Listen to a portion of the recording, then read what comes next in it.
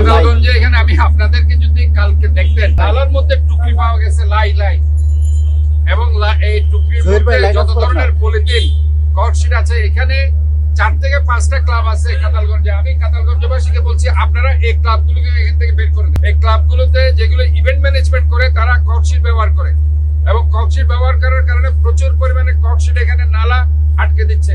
আমি কালকে এগুলো ক্লিন করেছি, অনেক কর্কশিট আমি পেয়েছি। এই জন্য আমি কাতালগঞ্জবাসীকে বলছি, আপনারা এখানে বাণিজ্যিক যে প্রতিষ্ঠান, বিশেষ করে ক্লাবগুলো আছে, কমিউনিটি হল, এই কমিউনিটি হলগুলো এখান থেকে যাতে চলে যায়।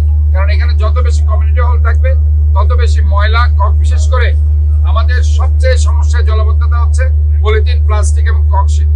এগুলো কিন্তু পানিতে মিশে না, না মিশে বরঞ্চ এগুলো আমাদের পানি অবস্ট্রাকশন করে দিচ্ছে, নালাগুলোকে অবস্ট্রাকশন করে দিচ্ছে।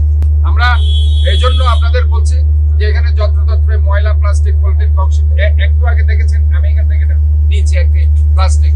কাজে এই যে অবস্থা, এগুলো কিন্তু আমাদের কার্যক্রম চলমান থাকবে, আমাদের যে পরিচ্ছন্ন যারা আছে। তবে এটা আপনাদেরকে আমি অবহিত করছি, এই হিজড়াখালের কাজ এখনো শেষ হয়নি। হিজড়াখালটা পুরো কাতালগঞ্জ এরিয়া এবং আমাদের পাঁচলাইশের যে অংশটা জাতিসংঘ পার্ক, ওই এরিয়াটা নিয়ে পুরো, এবং আমরা মেডিকেল, ইভেন চকবাজার, কাবাসগুলা, হিজড়াখাল বিস্তৃত। কাজে এই হিজড়াখালের কাজ আগামী জানুয়ারি ফেব্রুয়ারিতে শেষ হবে, এবং আশা করি আগামী সিজনে আমি আপনাদের কথা দিচ্ছি, এই এলাকায় পানি আর থাকবে না। আমরা ইনশাআল্লাহ সমন্বয় করে কাজ করতে চাই। আমরা চাই যে ইনশাআল্লাহ এখানে যাতে এই ধরনের কোনো অমানবিক বিপর্যয় কিছু না হয়।